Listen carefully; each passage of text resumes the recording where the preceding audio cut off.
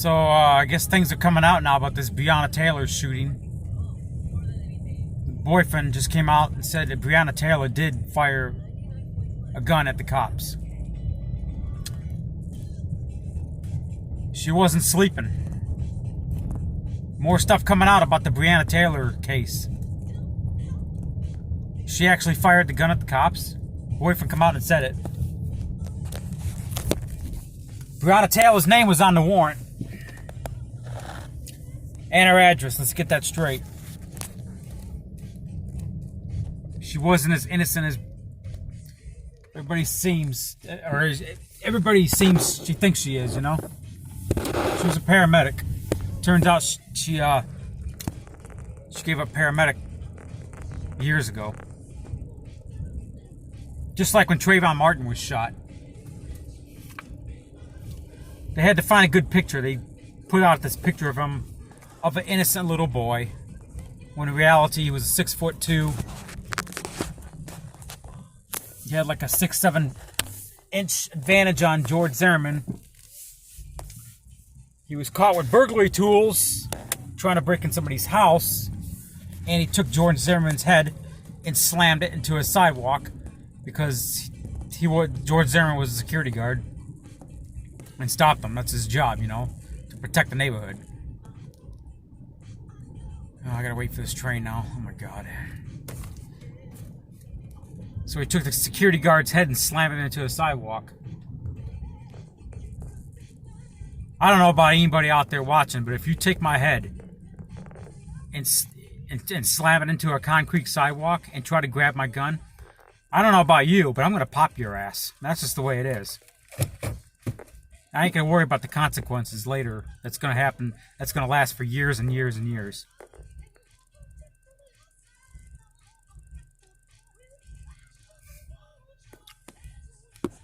I had a similar situation that happened. See, the George Zimmerman case, that happened in, or Trayvon Martin, that happened in 2011, August, I think. That could have easily been me. In January 2011, when I lived in Phoenix, Arizona, I was a nighttime cab driver. I picked up these two black guys. Not to be racist or anything. One was 17 and the other was, I think, 19. Taking them around to the back of an apartment complex. And next thing I know I had a gun. I had a gun pointed to the back of my neck. Like right about here. I remember. It was right here. I remember. Because every time I think about it, I can still feel it today. It was right here. Right here. The barrel of the gun was pointed right here. Right against the back of my neck. Give me your money. This is before Uber and Lyft and all that shit took off.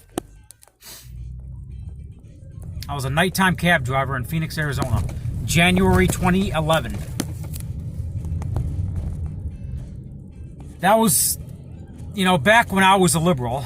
I didn't realize, back then you didn't have liberal versus conservative. But back then I was a Democrat voting. I didn't really care for guns. I didn't like them. You know, I had a lot of Democrat views back then. I think it was that incident that changed me. After that, I bought a gun. I bought a gun after that. And, because I realized that, hey, you know, there was this little emergency button in my car, in my cab car. It goes right to the police. And it took the police 10, 12 minutes to show up. So when I went home that night, and like, you know, I reevaluated, hey, how can I protect myself right now, you know? Because I remember one thing the cop told me, the Phoenix PD told me.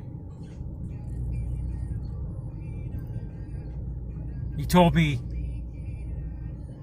why don't you carry a gun? And I just told him, well, it's against company policy. Because it was, the company I was working for. Or independent contractor, we were. That company doesn't exist anymore.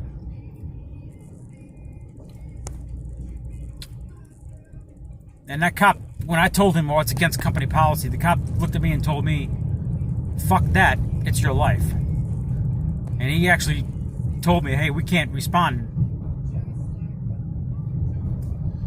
in those few minutes. A lot can happen. You know, those few minutes is a lifetime, it seems like. Now, I've been in that situation. I've had guns pointed at me before.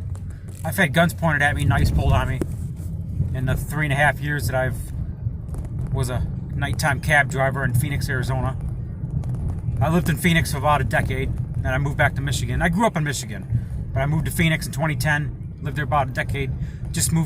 I moved back and forth a couple of times. 2015, 2017, moved back to Michigan a couple of times. But for the most part, I lived in Phoenix for about a decade. I just moved back to Michigan back in January of this year. I'm not going back. No, it's, you know, whatever. But those few minutes, it seems like a lifetime. It seems like it does. So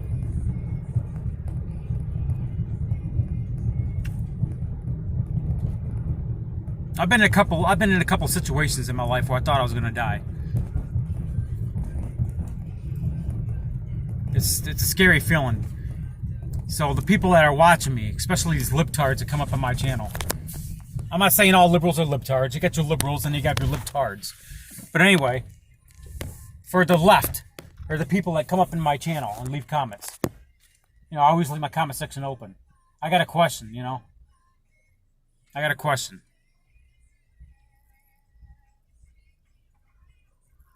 Have you ever had that feeling where that goes through your body